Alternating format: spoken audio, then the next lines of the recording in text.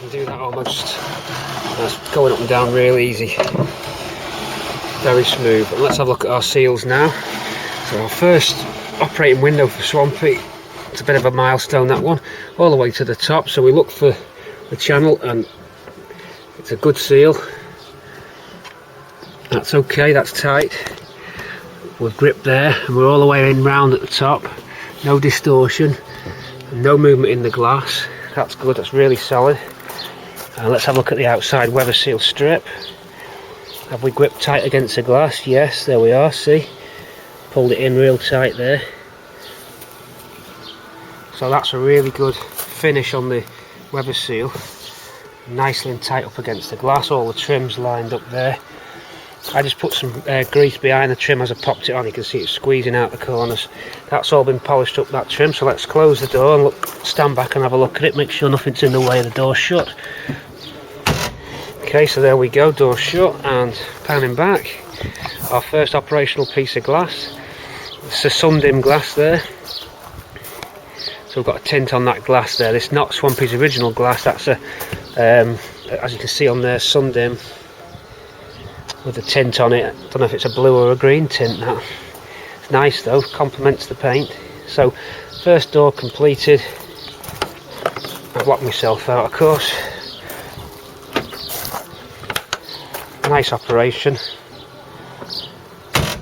Nice slam. That closes better now with the inertia as well with the glass. Just get a bit more effort on the door. It sounds better as well.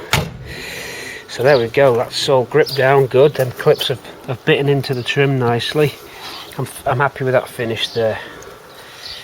Yep, pleased with that. So one door done, 3 to go. Let's keep going. So today, 17th of May, is glass day. All the door operating, window operating systems I want to get fitted. So that's one down. I hope the next one will be a bit quicker. Now we're learning the technique, but all the clips systems working out fine. I'm happy about the way that's worked. Let me move on now to this passenger door. I'll see you in a minute. Right, we're on the front door. I'm just laying in the new window channel seal.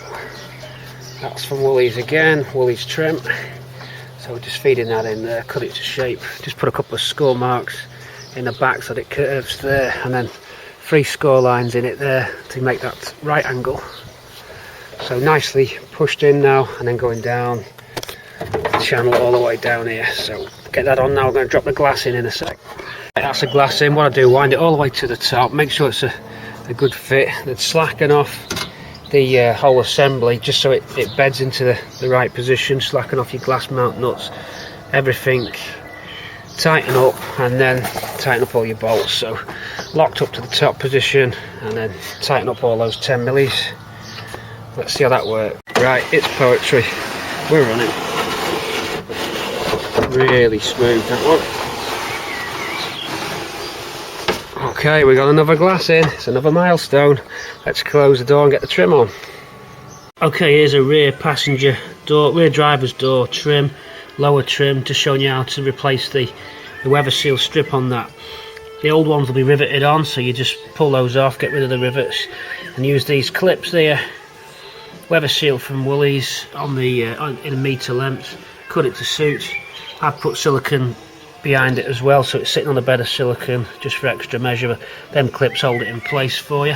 Make sure you get the spacing right on these clips, that they don't conflict with the internal clips on the door that grab this channel. So I've spaced it out so the grab clips on the door, mounted on the door, are in between these gaps, so you can drop this in and you don't get conflicting clip marks. You can see there where the rusty marks were for the old clips. So that's how you fix your weather strip, make it as good as new. And you have got clearance on these between the glass, I checked that, so we're okay there. Okay, so one glue in and just let that go off. I'll get these little triangles in now. I've had them re-anodized, so let's have a look what we've got on the bench. We can pick one of the best ones out. The ones that got sent away, they've all been re-chromed. I say anodized, it's a bright finish over aluminium. They've all got some various pitting and damage, so I just got to pick the best one. They're all pretty rough. It looks like that's the best one, so that one can go on. let's get this fitted now. Okay, so rivet in there for that, so screw goes through the door frame for that top mount, so rivet back on there now to complete this, and we'll offer that up into the door frame, get it locked in position.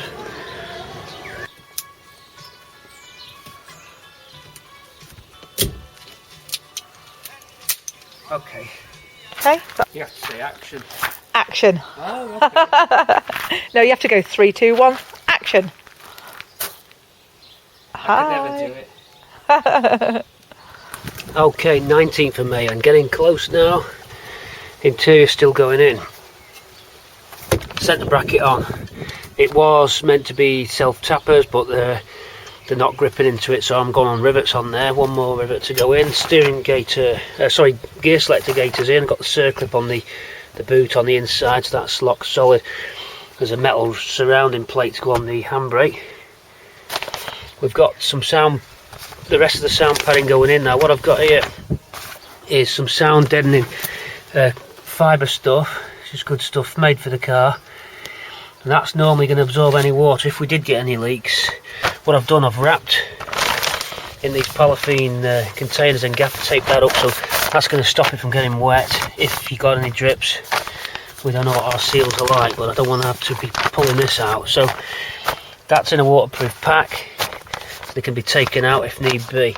I'm going to stop that crinkly noise. You can hear that'll go under the carpet, so I'm making my own, but we'll just go over it with the rubberized stick. These rubberized sound pads, they'll fit over, and then you can hear now there's nothing. That gives you an extra layer as well, so you get that the sound reflected back off it. So over the transmission tunnel, where most of your noise is going to be coming underneath the engine area there, we're already done at the back there, same idea.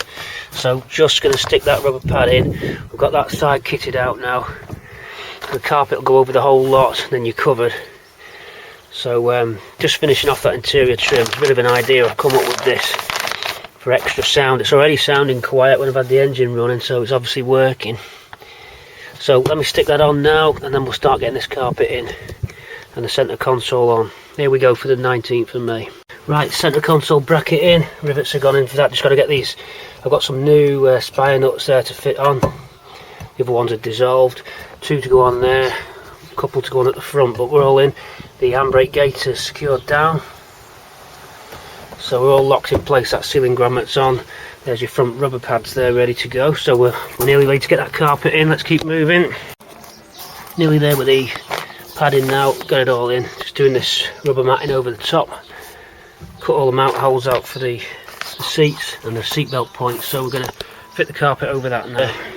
Here's the new powder coated frames for the seats. So we're just going to start assembling the seats now. I'm bolting it all back together. I'm just making sure the carpet all lines up. We've got a seat belt situation in. We've got some side trim on there on the padding. We're all done up the top. I've re-padded these B-pillar trims so they're nice and spongy. Starting to bolt the seat belt buckle points up as well. Centre console's in there.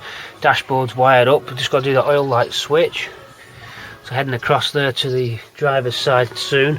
But I just wanted to mock up this seat section, make sure it's all fitting right. Looks like it's plenty of clearance there. Even when you sit down in the seat, I've checked it, it's not going to strike the subwoofer. So we're done there. Right, let me build the seat up now. We're going on with that. Let's get the seat built up. Okay, passenger seat back together. Thought I'd give you a film of this, because not all seats are the same. Very early Mark III Cortina seats. I don't know when they phased them out, but I know my 73 GXL didn't have this feature, and this is Swampy's 71 seat. Feature that's different is what they call the bed lever. If you refer to your user manual, it is listed in there as bed lever. From that I can only surmise that it's to make a bed in the car, which means the seat's going completely flat. Now you might think, well, the seats fold back anyway, but if you notice, your seats, when they fold back, hit the back seat and don't get it completely horizontal. But if you were to push the seat really, really forward, beyond what it can normally do with this lever, you can only get so far forward. So even with your seat fully forward, you still can't recline it. But what they had was an extra lever here, the bed lever, which you pull out away from the seat, and that gives you another extra slide forward, which takes the seat virtually touching the dash, which obviously would be useless to sit in, but it means then you can fully recline your seat. So basically this lever basically further extends the sliding seat, and it's a double set of ratchets there which allow it to move on a sub chassis, which is this bit. So the whole thing goes forward even more, and as I say, there's your normal front and back adjust, and then pull that lever out and this subframe moves even more forward, then the seat will go completely back. I think that's, I've never tried it, so I don't know if it actually works, how far it does go back, but that's what the theory would be that. So then the whole seats are parallel, and now you've got yourself your camping bed. So that's how it's set up. Just had all this powder coated. I'm just putting all the springs and connecting rods back together. I took plenty of pictures when I took them apart, so I've referred to this shot, and there's more detailed pictures as well as that one, but I referred to that to reassemble. A little bit tricky at first. There's a sort of technique to get the frame on right and get them both parallel, and get the bed lever into the middle of the zone of the runners, because there's a section cut out to allow that bed lever just to move in that zone, and then it locks and you can't get out of that zone. Then there's some stop pins there, plastic push bump stops, which stop you from pulling it too far. If you were to pull it too far, it goes into the second zone of the ratchet, would allow the whole seat to go all over the place, so it's actually locked into a zone there. So if you were converting, you'd need the whole assembly. You couldn't actually add this on because of the way that the runners are totally different. So a little clip there just to put some interest in. As you know, the films naturally will be drawing to a close. Let's just look at the car while we give you this last rundown commentary. The films are naturally going to draw to a close. I'm thinking around part 65, 66. It's going to come to an end. Part 66, I think, is going to be the last one. So around the 6th of June, somewhere like that. What can I say? But once the car's complete, the restoration videos naturally are done. So that's the end of an era for you. 3 years of videos coming to an end. I know people have said what we're going to do, because a lot of you are into watching the films and seeing what's going on. Maybe I can come up with something, who knows. But for now, start getting ready for the films to come to an end. You'll be seeing the road test of this vehicle. You'll see the interior test, some shots from inside as we're driving, maybe some road trip films to finish off.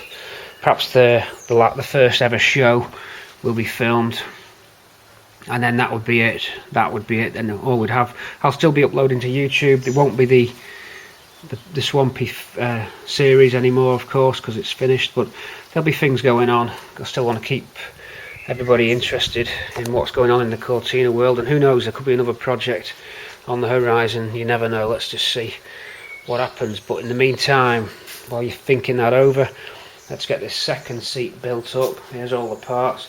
Any tips I can say to you is do what I did and box everything. I haven't done this for everything. I wish I had done, but for the seats I made sure that I well documented it, and all the screws for each seat was labelled up.